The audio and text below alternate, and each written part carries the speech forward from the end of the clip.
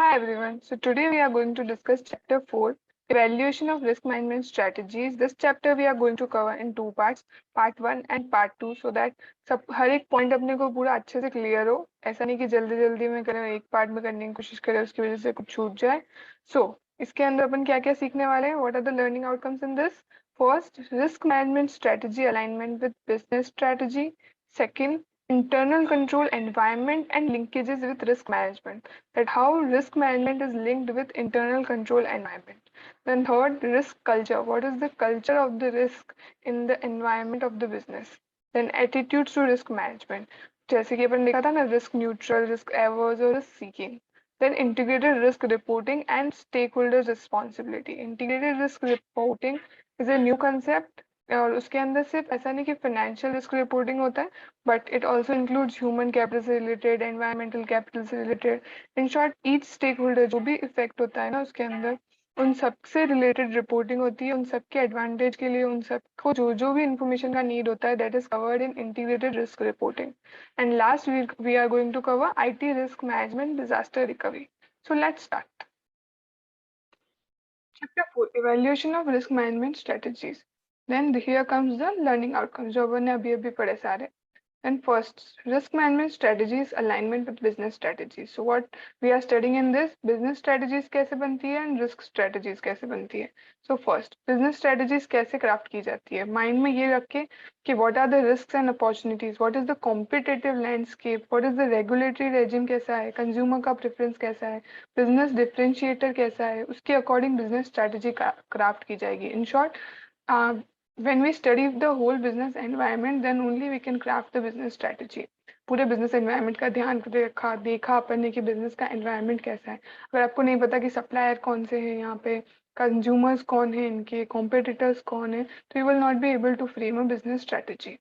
Then business strategy frame हो गई. Then what is risk management strategy और वो कैसे frame करते हैं अपन. तो the smart risk strategies revolve around क्या risk strategies होती हैं. Collect करो signals for potential events, acquiring data to learn more about such potential events. मतलब रिस्क है कि उस बिजनेस में क्या फेलियर हो सकता है, तो क्या फेलियर हो सकता है उसके लिए कोई ना कोई इवेंट होगा, कोई ना कोई ऐसी चीज होगी, कोई ना कोई ऐसा सिग्नल होगा जिससे अपन को पता चलेगा कि वहां पे वो रिस्क है और उसकी वजह से हमें ये लॉस हो सकता है. सो उन सब सिग्नल्स को कलेक्ट करो, फाइंड करो. फॉर एग्जाम्पल, अगर रॉ मटेरियल की स्कैरसिटी, रॉ मटेरियल का प्राइस हाइक होने वाला है, का मतलब उसके पहले सिग्नल आएगा कि there is a raw material scarcity और what is the reason of raw material scarcity या फिर कुछ ऐसा. Then second, acquiring data to learn more about such potential events. When you figure out that this is the event, then acquire more and more data so that you can be clear, you can learn about that what the event is, what can be its impact, same that probability and exposure. Detecting patterns of change in the environment and acquired data. Patterns of change detect करना, acquired data में क्या change है वो check करना, and find out and एक trend find करना जिससे we can find out कि वो जो event है can impact how much.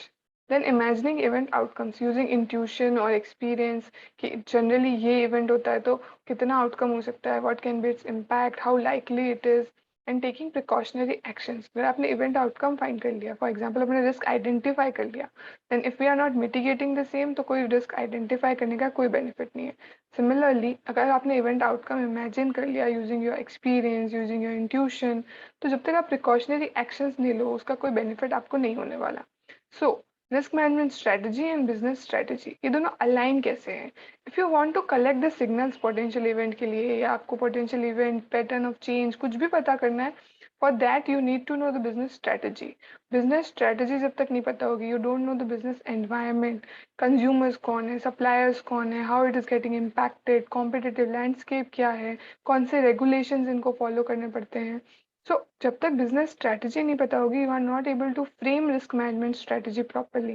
और risk management strategy if is not frame properly, तो रिस्क को मिटिगेट करना, रिस्क को डील करना, वो सब आप नहीं कर पाओगे. So risk management strategy is alignment with business strategy is the most important. Then coming forward, alignment of risk with strategies का एग्जांपल्स दे रखे हैं दो. फॉर एग्जांपल, स्ट्रेटेजिक ऑब्जेक्टिव आपका क्या ऑब्जेक्टिव है कि आपका ऑपरेशंस फ्लॉलेस चले, कोई प्रॉब्लम नहीं हो, कोई गड़बड़ नहीं हो उसमें. तो उसको मेजर कैसे कर सकते हो? मेजर करने के दो तरीके हो सकते हैं. First, reliability. जो भी मशीन की रिलायबिलिटी कितनी है, कितनी बार फॉल्ट आ जाता है उस मशीन में, कितना यूनिट टाइम लगता है, एंड सेकंड सर्विसेबिलिटी, कितने कितने टाइम में आपको उसका सर्विसिंग कराना जरूरी है, एंड सेकेंडली आप कितने कितने टाइम में उसका सर्विसिंग करवा रहे हो। What is the risk factor in this कि फ्लॉलेस ऑपरेशंस ना हो, उसकी उसका रिस्क फैक्टर है कि मशीन बीच में ब्रेक डाउन हो जाए। उसके लिए कंट्रोल मेजर क्या लिए जा सकते हैं? स्पेसिफाइड मटेरियल जो भी है वो यूज करो। For example if you are using this material which is not of good quality and because of that machine breaks down, उसके लिए कंट्रोल मेजर क्या है? आप अच्छा मटेरियल यूज करो। देन प्रिवेंटिव इंस्पेक्शन करवाते रहो, ऐसा नहीं कि फेलियर हो और उसके बाद ही आप मेंटेनेंस करवाओ। टाइम पे स्केड्यूल रखो मेंटेनेंस के, इतने टाइम पीरियड के बाद या after production of so much units the maintenance will be done. So this is alignment of risk with strategy. हमारा बिजनेस ऑब्जेक्टिव, बिजनेस स्ट्रेटेजी था फ्लॉलेस ऑपरेशंस, और अपना रिस्क स्ट्रेटेजी बन के आया use of specified material, preventive inspection, maintenance etcetera. Similarly there is a second example, जैसे कि अपनी बिजनेस स्ट्रेटेजी है प्रोडक्ट डेवलपमेंट, उसका मेजर है प्रोडक्ट डेवलपमेंट साइकिल टाइम, मतलब कितना टाइम लगेगा to develop that product. What is the risk factor? क्या रिस्क फैक्टर है कि प्रोडक्ट डेवलप ना हो? डिले इन लीगल क्लियरेंसेस, कोई ऐसा क्लियरेंस हो जो लीगली उनको जरूरी हो और उसमें वो डिले हो जाए। फॉर एग्जांपल आजकल बहुत सारे environmental clearances are also required, और अगर जैसे ट्रीज कट हो रहे हैं बिकॉज ऑफ योर प्रोजेक्ट, तो हो सकता है कि आपको डिले हो जाए या आपका कैंसिल हो जाए। उसके लिए आप क्या कंट्रोल मेजर ले सकते हो? प्रोडक्ट फाइलिंग को पहले से प्लान करो, पहले से ऑडिट करवाओ, प्री ऑडिट करवाओ। अब भले ही ऑडिटर रिपोर्ट नहीं दे रहा but he is checking all the things, तो उसने पहले से चेक कर रखा है, तो देयर आर लेस चांसेस कि आपका वो फेलियर हो जाए। देन प्रोडक्ट एक्सेप्टेंस टेस्टिंग भी करवा सकते हो by ex regulators, retired regulators, जो पहले से चेक कर ले टेस्ट स्टेज पे कि whether your product is feasible और नॉट, सो दैट आपने पूरा इन्वेस्टमेंट कर दिया एंड देन फेस करना पड़े आपको फेलियर, उससे अच्छा you get to know at earlier stage, at test stage only, that whether this product is feasible or not. So these were some examples of alignment of risk with strategy, defining कि risk management strategy और business strategy कैसे साथ में work करते हैं. So there is then a case example, Unilever Code of Business Principles. कि how Unilever has risk management strategy aligned with its business strategy. तो इसके लिए उन्होंने रिस्क मैनेजमेंट अप्रोच को एम्बेड कर रखा है उनके नॉर्मल कोर्स ऑफ बिजनेस में। इन शॉर्ट उन्होंने कोई रिस्क मैनेजमेंट डिपार्टमेंट अलग से बना के या समथिंग लाइक दैट ऐसा नहीं करते। वो क्या करते हैं कि उनका जो बिजनेस है उसी में रिस्क मैनेजमेंट स्ट्रेटेजी को एम्बेड कर रखा है, दोनों एक ही पार्ट है, दोनों साथ साथ चलते हैं। As we saw the risk पहले वाला एग्जाम्पल ना, कि जैसे हमने बिजनेस स्ट्रेटेजी बनाई we form our risk strategy also similarly. So इसके लिए मेन जो अपन को पढ़ना पड़ेगा, what we need to read is कि इनके बिजनेस के फंक्शंस क्या हैं। अगर अपन को पता है कि what are the business functions, what is the business strategy, तो उसी में एम्बेडेड है रिस्क मैनेजमेंट अप्रोच, उसी के अकॉर्डिंग है। तो इसलिए यहाँ पे 5 स्ट्रक्चरल एलिमेंट्स जो उन्होंने मेनली बताए हैं। First, governance of Unilever, organisational structure and delegation of authority. तो इसमें इसमें क्या रिस्क हो सकते हैं, उसके बेसिस पे रिस्क मैनेजमेंट अप्रोच डेवलप होगा ना। आप खुद सोचो, गवर्नेंस यूनिलीवर का उसमें क्या प्रॉब्लम हो सकता है? हो सकता है मैनेजमेंट कंपैटिबल नहीं हो, मैनेजमेंट कंपैटिबल हो लेकिन सब सेंट्रलाइज मैनेजमेंट रखते हो, डिसेंट्रलाइज नहीं रखते हो, तो उसकी वजह से डिसीजन मेकिंग लेट हो सकती है। So according to this you need to figure out the risk and according to that उन रिस्क का रिस्क मैनेजमेंट अप्रोच बनता है जो कि उस बिजनेस में ही एम्बेड कर दिया जाता है। Then second, vision, strategy and objectives. Then risk and control frameworks, कि कैसे रिस्क है, कैसे कंट्रोल फ्रेमवर्क है इनका। Then performance management and operational processes execution and compliance and assurance activities. This 5 structural elements have been divided of the business, ताकि business में वो risk management approach को एम्बेड कर सकें। Then there comes integrated risk in the strategic planning process. Strategic planning process, आपने planning किया of the whole strategy, तो उसका जो प्रोसेस किया आपने उसमें रिस्क पहले से इंटीग्रेट कर दिया। यू हैव ऑलरेडी डिवाइस इसमें क्या इंटीग्रेटेड रिस्क है and according to that you have plan कि इस रिस्क को कैसे मिटिगेट किया जा सकता है। So given the velocity with which threats and risk events strike organization, find it useful to integrate significant risk factors. तो अपन को पता होता है हर जितना भी प्लानिंग कर रहे हैं ना, if we are planning our business we know कि इसमें क्या मेजर बिजनेस रिस्क है जो ये इसमें इम्बाइब्ड है। सो उसके according at the time of planning only you can find out कि what is the integrated risk and find a way to mitigate the same also. कुछ एग्जाम्पल्स दे रखे हैं उसके भी। For example if your business model is of online selling, तो अगर आप ऑनलाइन सेल करते हो तो यू नो कि सबसे बड़ा रिस्क क्या है? Cyber attack threat. ऐसा नहीं है कि दूसरा रिस्क नहीं है। फॉर एग्जाम्पल अगर ऑनलाइन सेलिंग नहीं करते, फिजिकल सेलिंग होता, तो वहाँ पे थेफ्ट के चांसेस ज्यादा हैं, तो वहाँ थ्रेट चेंज हो जाता, वहाँ रिस्क चेंज हो जाता, इंटीग्रेटेड रिस्क चेंज हो जाता। तो ऑनलाइन सेलिंग बिजनेस मॉडल में इंटीग्रेटेड रिस्क क्या है? There is a cyber attack threat. तो उसका आप सॉल्यूशन क्या निकाल सकते हो? You can install a firewall device which can protect you from cyber attacks. Then there comes second example, strategic risk जो है वो अफेक्ट करता है ऑर्गेनाइजेशन के पूरे स्ट्रेटेजिक प्लान को। क्यों? क्योंकि वो इंटरनल ऑपरेशन से भी आ सकता है और एक्सटर्नल फैक्टर्स से भी आ सकता है, but the chances of coming from external factors is much more. And for external factors अपन ने जो पेस्टल एनालिसिस पढ़ा था, that is very important. Then third example, अगर आपने कोई न्यू लेजिस्लेशन आया and the new legislation says कि कर्टेल करो selling price of a medical device, so it is very good for the environment, लोगों के लिए बहुत अच्छा है। क्यों? क्योंकि मेडिकल डिवाइस उनको सस्ता मिलेगा, but for company it will curtail its margin. So there is an integrated risk in the development in the strategic planning. Then next, एक और लास्ट एग्जांपल जो अपन रीड कर लेते हैं, ऐसे और भी आप खुद भी फ्रेम कर सकते हो, बिकॉज एवरी सिचुएशन, कोई भी सिचुएशन, किसी भी फैसला लेते हो ना आप, so there is an integrated risk, और वो ऑब्जर्व करना अपन को सबको पता होता है कि what is that integrated risk. It's just that we need to figure out पहले से कि this is the integrated risk and this is the strategy that we can form to mitigate the risk. So fourth example, objective. अपना objective क्या है? कि अपन को एक new product launch करना है। तो इसके क्या क्या इंटीग्रेटेड रिस्क हो सकते हैं? जैसे यहाँ पे एक दिया है कि स्किल्ड मैन पावर नहीं है कि आप इंस्टॉल कर सको प्रोडक्ट। सेकेंड एग्जाम्पल, अगर रॉ मटेरियल वो अवेलेबल नहीं है जो आपको प्रोडक्ट का लिए चाहिए स्पेसिफिकली, या फिर आपको जो अप्रूवल्स चाहिए उसमें कुछ प्रॉब्लम्स हो सकती है। So they are many, these are just examples. Then next, integrating risk with performance. तो इन शॉर्ट हम हर चीज को हर चीज के साथ रिस्क को इंटीग्रेट करने की कोशिश कर रहे हैं, सो दैट कि अपन डिसाइड कर सके, अपन डिराइव कर सके कि हाउ मच रिस्क कैसे मिटिगेट होगा, हर चीज पे कितना इम्पैक्ट डाल रहा है। सो this is only a comparative study का वे। सो इंटीग्रेट कर रहे हैं अपन रिस्क को परफॉर्मेंस के साथ। ऑर्गेनाइजेशन इवेल्युएट करते हैं the level of risk that they are expose जब वो अपना गोल्स परस्यू कर रहे होते हैं, so that they can decide, they can know कि उनका गोल का पूरे होने का चांसेस कितना है, how much risk is there, उस गोल को पूरा करने में how much extra funds they will require, how much extra time they will need to invest. तो क्या क्या कितना एक्स्ट्रा हो सकता है, कितना एक्सेस उनको करना पड़ सकता है, कितना डेविएशन आ सकता है। Existence of internal controls and internal control assurance programme, जैसे कि इंटरनल ऑडिट्स हो गई या कंट्रोल इवेल्युएशन हो गए, टू फाइंड आउट कि अपना बिजनेस कितना रेडी है टू एक्सेप्ट ग्रेटर रिस्क, ताकि अपना परफॉर्मेंस भी बना रहे। बिकॉज वी ऑल नो ना, रिस्क एंड रिवॉर्ड एक ही कॉइन के टू साइड्स हैं। तो अपन को रिस्क तो लेना ही पड़ेगा। तो अपन क्या कर सकते हैं? We can mitigate the risk, उसके लिए पहले से अपन रिस्क को प्रिडिक्ट करके चलें। सो इसके एग्जाम्पल्स क्या हो सकते हैं? कि इंटीग्रेट आप रिस्क कर लो परफॉर्मेंस में, पहले पहले आप फाइंड आउट करके रख लो कि हाँ कितना चांसेस है, परसेंटेज ऑफ कस्टमर एट्रिशन कितना हो सकता है, कितना एम्प्लॉय टर्नओवर हो सकता है, प्रॉफिटेबिलिटी ऑफ कस्टमर कितना रीजनल सेगमेंट्स में है, कितना एक्सपोर्ट में है, कितना इम्पैक्ट हो सकता है, रीजनल मार्केट कितना डेवलप हो रहा है, कैसे कॉम्पिटिटर्स हैं, etcetera. Then percentage of mission critical business processes with tested contingency plans. पहले से आप टेस्ट कर लो कि कितना बिजनेस प्रोसेस फेल हो सकता है, कंटिजेंसी प्लान्स को टेस्ट करके कि भाई अगर ये बिजनेस मॉडल फेल हो गया तो क्या हमारा ये जो प्लान है वो कितना सक्सेसफुल होगा, how much will be its effective rate, etcetera. Then comes the next point, अपन ने पूरा जो अभी पढ़ा that was risk alignment, risk management strategy का अलाइनमेंट विद बिजनेस स्ट्रेटजी, जिसपे अपन ने सारा इंटीग्रेशन पढ़ा। रिस्क का इंटीग्रेशन विद परफॉर्मेंस है, रिस्क का integration with strategic planning process है, alignment of risk with strategy है, तो मेन पॉइंट था अपना। तो ये अपन ने फर्स्ट पॉइंट कंप्लीट किया। एंड नाउ अपन कहाँ जा रहे हैं? इंटरनल कंट्रोल एनवायरनमेंट का linkage with risk management.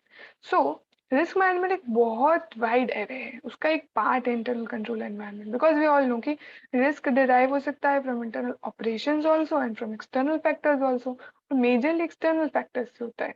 But internal operations वो चीजें हैं that can be controlled by us, and controlled by us how? By having an effective internal control environment. ऐसा एनवायरनमेंट जिसका इंटरनल कंट्रोल इतना strong हो that our internal operations go as predicted, और ऐसा ना हो कि they lead to a risk bigger than the environmental factors or external factors itself. So what is IC? IC means internal control. It is a subset of ERM. ERM मतलब Enterprise Risk Management. तो basically internal control एक strategy है, एक tool है of mitigating और managing the identifying risk factor जो आपने identify किया अंडर ईआरएम। ईआरएम पूरा फुल प्रोसेस है इंटरप्राइज रिस्क मैनेजमेंट का, पूरा रिस्क मैनेजमेंट ऑफ एंटरप्राइज।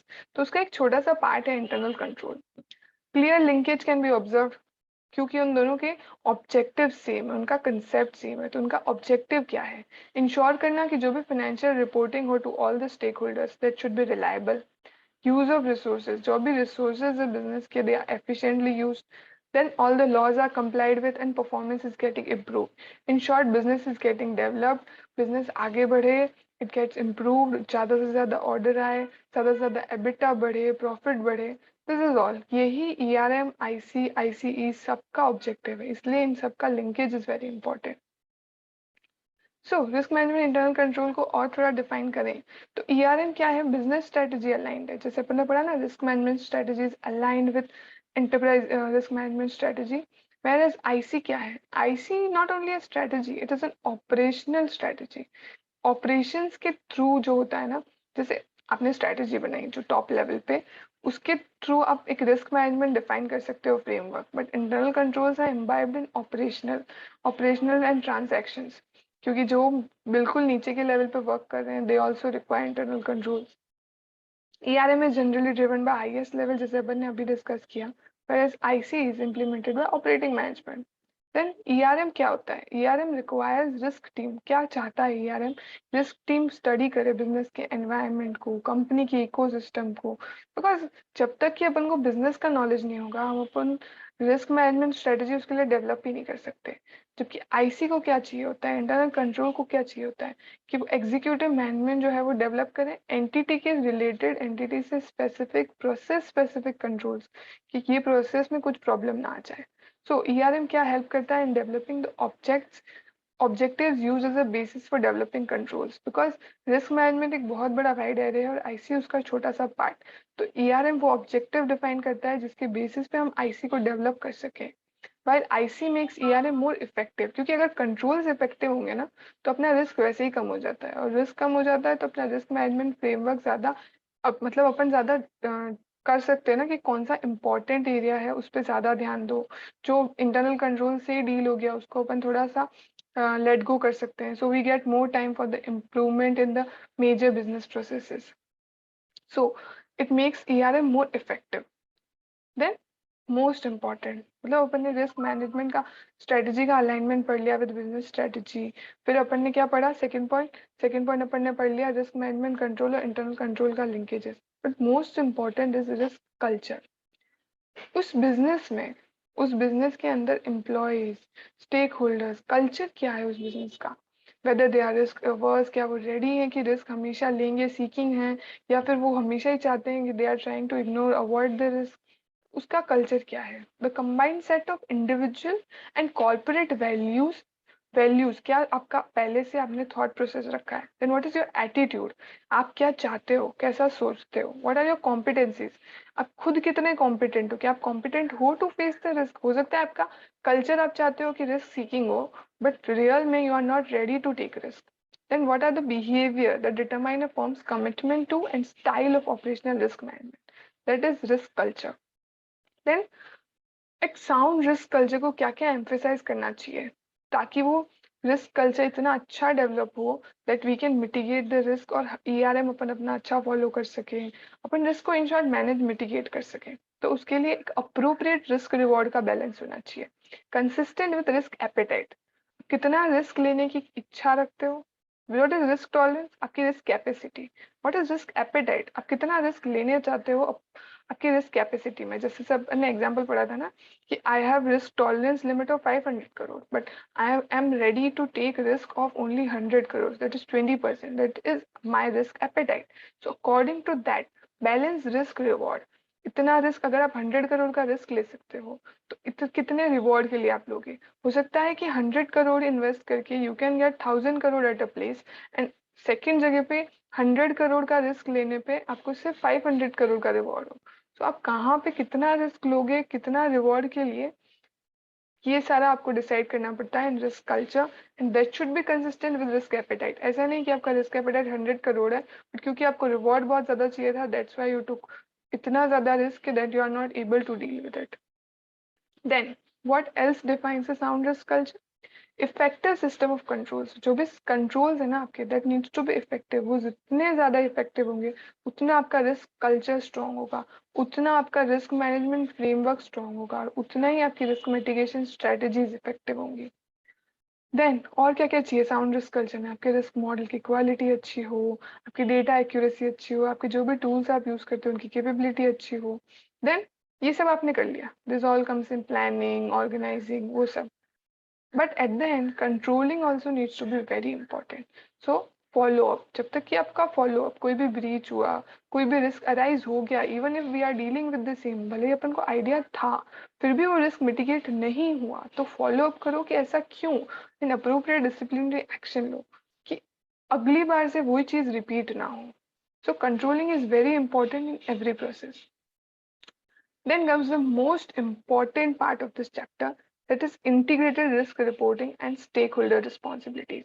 तो पहले जब रिपोर्टिंग होता था ना तो ओनली रिलेटेड टू फाइनेंशियल्स, कि भाई फाइनेंशियल्स में कुछ गड़बड़ नहीं होना चाहिए, बट नाउ डेज एक न्यू बिल्कुल कंसेप्ट आ चुका है, that is integrated risk reporting, जिसमें सिर्फ अपन फाइनेंशियल रिस्क नहीं स्टडी करते, we study every type of risk relating to our human resource, relating to environment, हर पार्ट जिसको इफेक्ट करते हैं सोसाइटी को, हर स्टेक होल्डर्स की रिक्वायरमेंट्स को फुलफिल करता हुआ।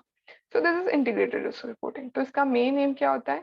एक्सप्लेनिंग टू द इन्वेस्टर को एक्सप्लेन करना कि कैसे उन्होंने कंट्रीब्यूट किया in financial capital about the organisation value creation, मतलब कौन से इन्वेस्टर ने कैसे कंट्रीब्यूट किया इन दैट बिजनेस, और रिटर्न में ऑर्गेनाइजेशन ने कैसे कंट्रीब्यूट किया for that investor. That is main important part of integrated risk reporting. ये हर स्टेक होल्डर को व्यू में रख के बनाई जाती है। फॉर एग्जाम्पल फाइनेंशियल है ना, तो mainly is for investors, but integrated risk reporting customers के अकॉर्डिंग, सप्लायर्स के अकॉर्डिंग, बिजनेस पार्टनर्स, जिसको जो इन्फॉर्मेशन की रिक्वायरमेंट होती है हर चीज अवेलेबल होती है। The integrated report contains majorly these 8 elements, that is organizational overview and external environment, governance, business model, risks and opportunities, strategies and resource allocation, performance, outlook, basis of preparation and presentation. These 8 points are very, very important. अपन को इनको by heart भी करना है, and साथ साथ we need to understand each and every point clearly. इसलिए keeping this in mind ना, अपन क्या करेंगे कि ये वाला जो पॉइंट्स है, ये जो एलिमेंट्स है, we will discuss in next part 2, ताकि फ्रेश माइंड से शुरू हो। ये 8 एलिमेंट्स है, उसके बाद रिस्क रिपोर्टिंग का थोड़ा सा अपन स्टडी करेंगे, उसके बाद अपन ने जो डिजास्टर रिकवरी करके जो 6 पॉइंट बचेगा, that we will discuss, and after that this chapter 4 will be completed. So I think this needs to be covered in part 2 only. So let's meet in part 2 and cover these elements of integrated reporting इतना अच्छे से कि अपन को इतने अच्छे से याद हो जाए, जस्ट देखते ही क्लिक हो जाए कि yes this is the answer. बस बुक खोलना है जस्ट टू राइट, और वो भी ऐसे मत रखो ओपन बुक को कि हर चीज को बुक खोलने के बाद ही, समथिंग शुड बी स्ट्राइक उसी टाइम। जब तक आपको स्ट्राइक नहीं हो रहा ना, आपको चीजें जब तक दिमाग में जा नहीं रही है, आप रिमेम्बर, मतलब बहुत सारे लोग सोचते हैं कि ओपन बुक इज लाइक कि आप बस बुक लेके जा रहे हो, कोई प्रॉब्लम नहीं है, वहां जाके ढूंढ लेंगे, बट ऐसा नहीं चलता। हर कंसेप्ट क्लियर होना चाहिए, ज्यादा से ज्यादा चीजें आपके दिमाग में होनी चाहिए। बुक सिर्फ तब खुलनी चाहिए व्हेन यू आर ट्राइंग कि आप बिल्कुल वैसा का वैसा लिख पाओ जैसा बुक का लैंग्वेज है, बिकॉज अपन लैंग्वेज पूरा याद नहीं कर सकते। सो सिर्फ उसके लिए so will try to cover this, and ज्यादा से ज्यादा कोशिश करेंगे कि अपन को क्लास में याद हो जाए। I hope you have enjoyed this video. If you have done तो लाइक करें, शेयर करें एंड कमेंट करें अगर कोई भी इम्प्रूवमेंट यू फील कि इसमें और हो सकता है। Thank you.